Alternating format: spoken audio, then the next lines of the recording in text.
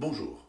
Robert Forisson est décédé en 2018, mais ses travaux continuent de faire autorité dans les milieux négationnistes. Sur Internet, on peut encore trouver une vieille vidéo de Forisson, tournée dans les années 80, et intitulée « Le problème des chambres à gaz ». Dans ce film, Forisson cherche à démontrer que les chambres à gaz homicides n'ont pas existé. Pour cela, il s'appuie sur des plans issus des archives d'Auschwitz. Alors comment Robert Forisson utilise-t-il des plans d'Auschwitz pour manipuler le spectateur? C'est ce que nous allons voir dans ce premier épisode de notre série L'œil du Zyklon.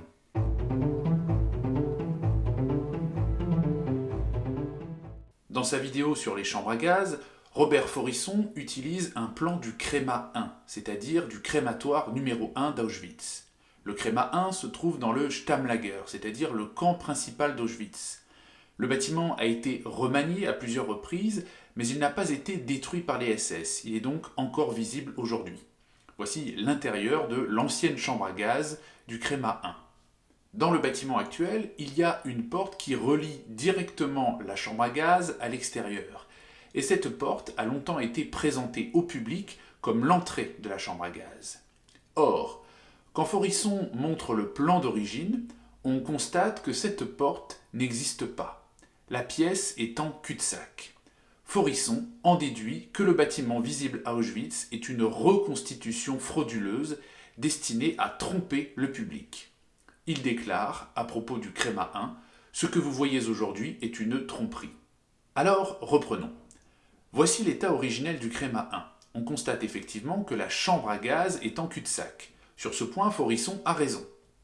En 1944, les SS ont transformé le bâtiment en abri anti-aérien pour les patients de l'hôpital SS qui se trouvait à proximité. Ils ont alors ajouté plusieurs cloisons dans l'ancienne chambre à gaz. Ils ont aussi ajouté la porte extérieure et une petite antichambre. Après la guerre, lorsque les Polonais ont voulu reconstituer le bâtiment originel, ils ont cru que la porte extérieure était l'entrée de la chambre à gaz. Ils ont donc laissé cette porte en l'état, ainsi que l'antichambre. Quand on visite Auschwitz, on trouve ce panneau explicatif qui permet de comparer le plan d'origine du crématoire avec le bâtiment actuel. On voit bien que la porte extérieure et l'antichambre ne sont pas présentes sur le bâtiment d'origine. Il n'y a donc aucune tromperie. Contrairement à ce que dit Forisson, les différences entre le plan d'origine et le bâtiment actuel s'expliquent par de simples erreurs de reconstitution, et non par une volonté de tromper le public. Forisson utilise donc un argument fallacieux pour faire croire que la chambre à gaz du Créma 1 n'a jamais existé.